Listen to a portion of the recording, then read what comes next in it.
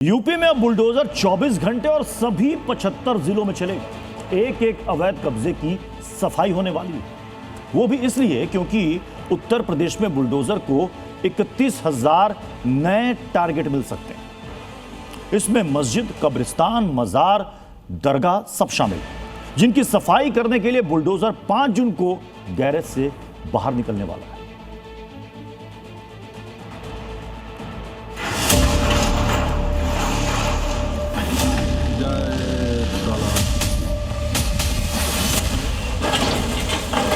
और चिंता मत करिए, समय आने पर बुलडोजर एक्शन भी, उसकी तैयारी भी रहेगी।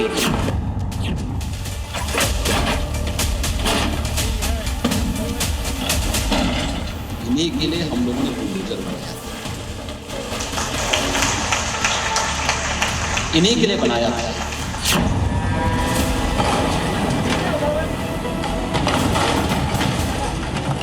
बुलडोजर पे हर एक व्यक्ति के हाथ नहीं फिट हो सकते, इसके लिए दिल और दिमाग दोनों चाहिए।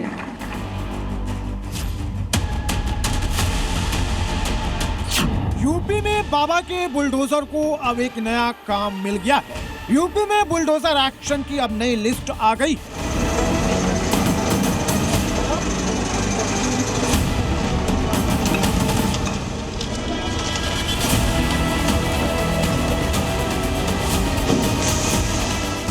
इस बार बुलडोजर मियां भाई के एक एक अवैध कब्जे की सफाई करने वाला है। इसकी पहचान भी हो गई है, सूची भी बनकर तैयार हो गई है। यूपी में अवैध मस्जिदें भी टूटेंगी, अवैध मजार पर भी बुलडोजर गरजेगा, अवैध कब्रिस्तान के भी सफाई बुलडोजर करेगा। इस बार यूपी में मियां भाई के अवैध कब्जे पर बुलडोजर छठे गियर से चलेगा। वक्त के नाम पर यूपी में जितने भी अवैध कब्जे हैं, बुलडोजर सबको मिट्टी में मिलाएगा। यूपी में वक्फ के नाम पर कब्जाई गई 31,328 संपत्तियों पर बुलडोजर चल सकता है। इन संपत्तियों का रजिस्ट्रेशन रद्द कर दिया गया है। इसमें मस्जिद, दरगाह, कब्रिस्तान और मजार भी शामिल है। उत्तर प्रदेश में उम्मीद पोर्टल पर 31,000 से ज्यादा वक्फ संपत्तियों का रजिस्ट्रेशन रद्द कर दिया गया है। इसके पीछे बड़ी वजह दस्तावेजों में खामियां बताई गई हैं। प्रदेश में कई कब्रिस्तानों, दरगाहों और मस्जिदों की संपत्ति वक्फ श्रेणी से बाहर भी हो सकती है। डाटा में विसंगति, दस्तावेज में त्रुटि और तकनीकी खामियां पाए जाने पर उम्मीद पोर्टल पर अब तक दर्ज 1,18,302 संपत्तियों में से 31,328 का पंजीयन रद्द कर दिया गया है। सबसे ज्यादा यूपी के जौनपुर में मौजूद 1938 संपत्तियों को वक्फ प्रॉपर्टी से बाहर कर दिया गया है। बाराबंकी में 1521, मुजफ्फरनगर में 1510, अलीगढ़ में 1061, बस्ती में 1000, उन्नाव में 908, सीतापुर में 906, हरदोई में 891, आजमगढ़ में 866 और लखनऊ में 875 ऐसे प्रॉपर्टी जिनका वक्फ का दर्जा खत्म कर दिया गया है। इसमें शिया वक्फ बोर्ड और सुन्नी वक्फ बोर्ड दोनों की संपत्तियां शामिल हैं। जिन वक्फ प्रॉपर्टी का दर्जा रद्द किया गया है, उनके दस्तावेजों में गड़बड़ी मिली। हमारे शिया वक्फ बोर्ड की जायदादें पूरे उत्तर प्रदेश में बिक रही हैं और बड़े अफसोस की बात है, कोई इसके ऊपर आवाज़ उठाने वाला नहीं है। लिहाजा ज़रूरत इस बात की है कि जितनी जायदादें बच सकी उसको बचा लेना चाहिए।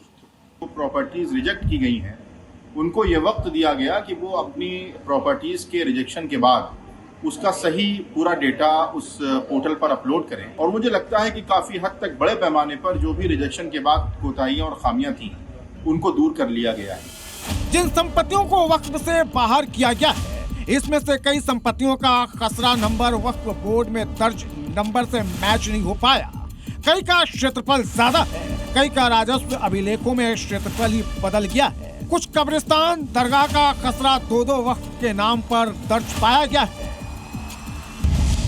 धर्म की आड़ में वक्फ के नाम पर इन जमीनों को साजिश के तहत हड़पने का शक है।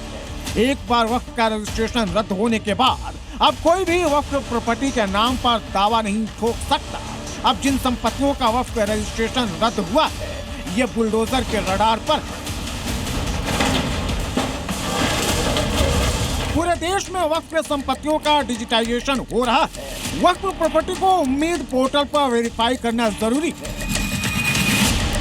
यूपी में सबसे ज्यादा 1,18,302 संपत्तियां दर्ज की गई, जिनमें से अभी तक 53,711 संपत्तियों को वक्फ प्रॉपर्टी माना गया है, जबकि 20,540 संपत्तियों की जांच अभी जारी। वहीं 31,328 का वक्फ पंजीकरण को रद्द कर दिया गया। 5 जून आखिरी तारीख है। 5 जून के बाद यूपी में अवैध कब्जा कर बनाई गई मस्जिद, मजार, कब्रिस्तान और दरगाह पर बुलडोजर दौड़ सकता है। लखनऊ से मयूर शुक्ला के साथ ब्यूरो रिपोर्ट, जी मीडिया।